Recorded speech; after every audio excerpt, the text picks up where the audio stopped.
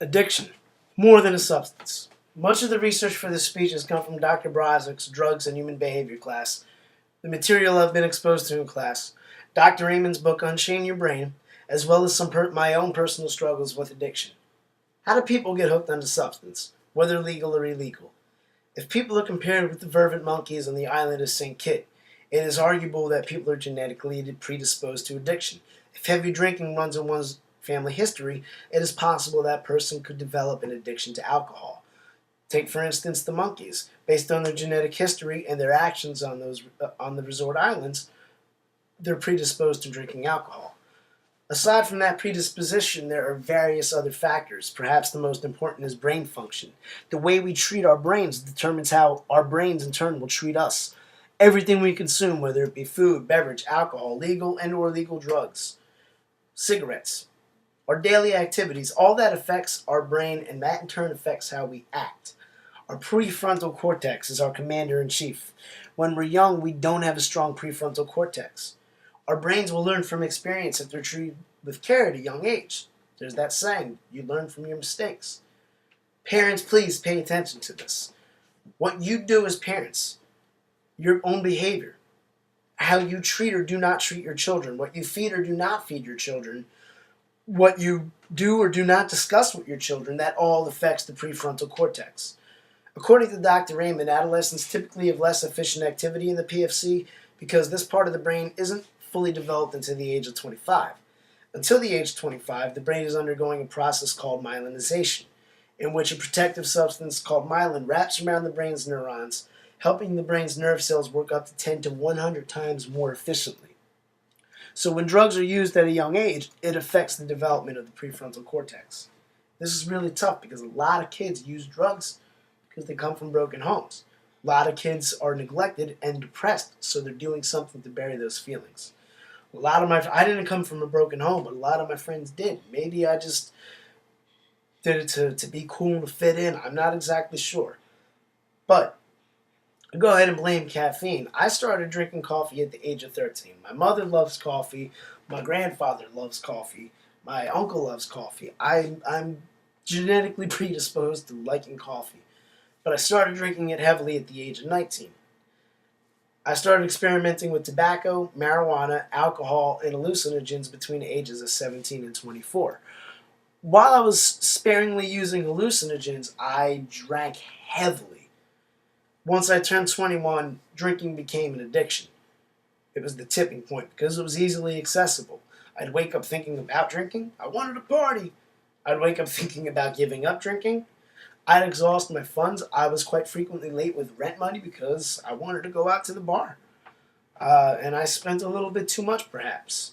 I also had a few near-death experiences between 2004 and 2010, one of which was a final wake-up call, not a coffin. These near-death experiences would trigger a period of me not drinking, maybe 2-3 weeks, and then I'd be back off the wagon again because I was depressed. In hindsight, if I ate healthier and exercised more as a preteen, my addictions would have never kicked in full gear. I'd often raid the refrigerator and pantry for the sweetest snacks after school. I was young, my metabolism helped me maintain the weight, but my emotional brain ran my life.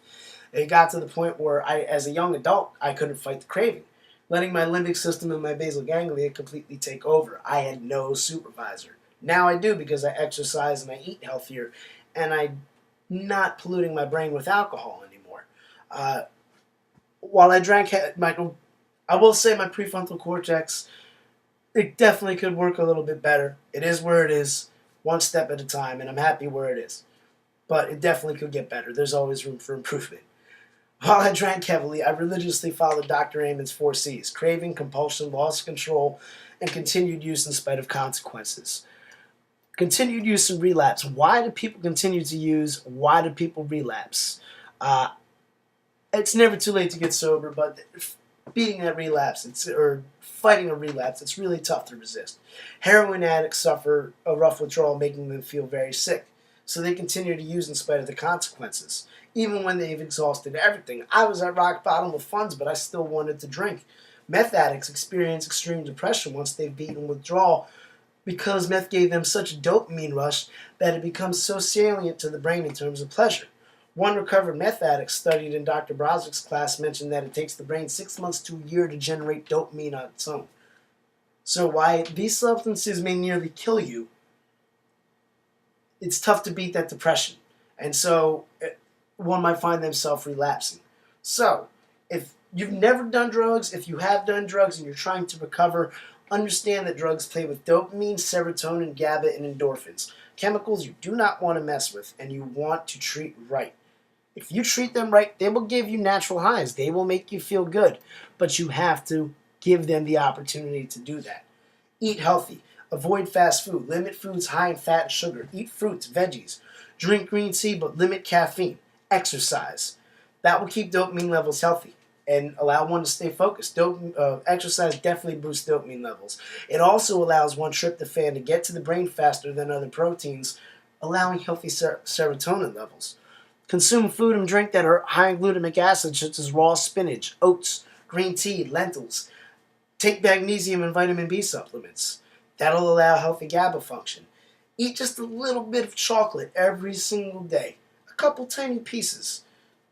According to Dr. Raymond, cocoa has been shown to increase endorphin production in the brain. So do not rob yourself of that pleasure that you do deserve as a human being. Engage in brain-healthy activities such as exercise, learning a musical instrument, education even. Going to school for something one is passionate about increases healthy brain activity, especially when the person applies what they've learned.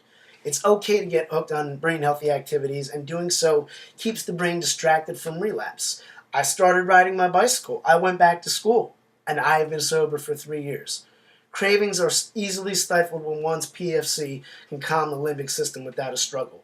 The methadone program doesn't understand this. They keep the heroin addict addicted. They offer one solution, stability. They don't consider the psychological addiction. If an addict makes it through withdrawal cold turkey, he has to deal with the cravings and the depression. But if you put this person in an inpatient rehab and force them to stimulate healthy brain activity with proper diet and exercise, there might be a different outcome. Rehabilitation needs to be a process where a person learns his or her brain and how to take control of it, not a place where one addiction is replaced with another. At least in terms of drugs. To be proactive, parents need to consider their own behaviors and how they affect their children. Make sure to have that conversation about drugs and alcohol, including inhalants. Please don't leave them out. But do this before they reach that experimental age that most adolescents reach and that you probably went through at some point in your life.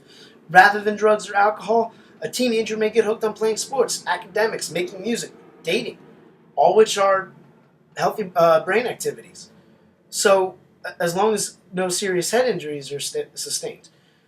Give them the tools to have a healthy brain so by the time the myelin is fully developed, they have a very strong prefrontal cortex.